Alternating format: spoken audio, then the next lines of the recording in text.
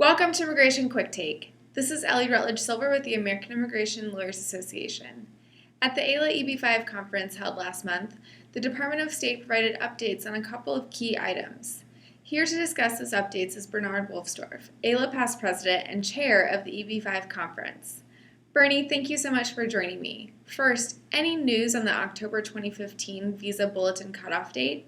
Well, Ellie, the October visa bulletin cutoff for EB-5 is going to be really interesting because the program sunsets September 30th. So Congress needs to extend that, and I don't think it's going to happen before September 8 or 9 when the visa bulletin is released. So when it's released, we're going to see an unavailable across the board for EB-5 regional center applications. The direct applications, of course, may in fact be current and may move forward. So what will likely happen is if Congress extends before the end of September, we will have a revised visa bulletin, and Mr. Oppenheim has explained that the cutoff date will most likely be October 8, 2013. And why this is so important is since the visa bulletin was announced, or cutoff was announced for China in May 2013, we really haven't had any retrogression. This is an advanced movement of the visa numbers by about 2 weeks, which is really good news for the EB-5 program.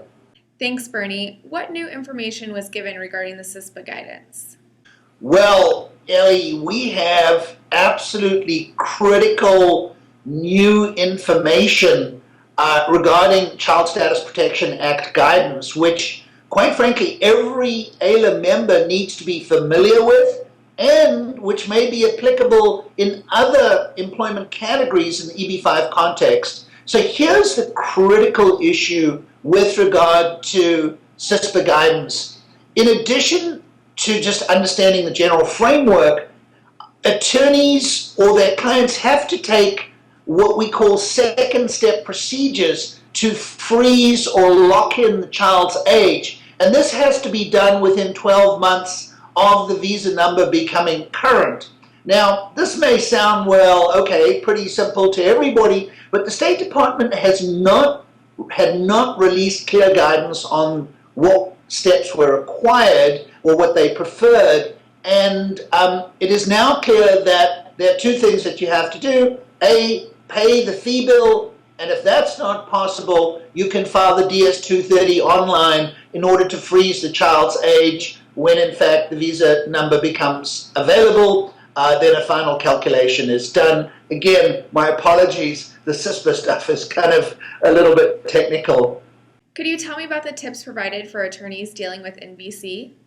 Ellie, a really helpful thing that the Bureau of Consular Affairs did was they released new guidance for dealing with the National Visa Center. Now, the NVC has been trying very hard to deal with the thousands and thousands of petitions that come in literally every week, and they're currently piloting a new program, a paperless electronic program in 6 different posts, which they're going to roll out worldwide. So attorneys really need to get familiar with the new way things are being done. For example, with this pilot program, we're no longer submitting original documents. We only send in electronic documents and then take the original to the interview. So this is a really important step, and every attorney will need to read this new guidance if they want to be familiar with the procedures for processing at the National Visa Center and scheduling final green card interviews for their clients. All of this is available on AILA Infinite, and I encourage every immigration lawyer to read it because it's applicable to each one of us. Thanks, Bernie, for joining me. For the rest of you, please stay tuned for more updates from the American Immigration Lawyers Association.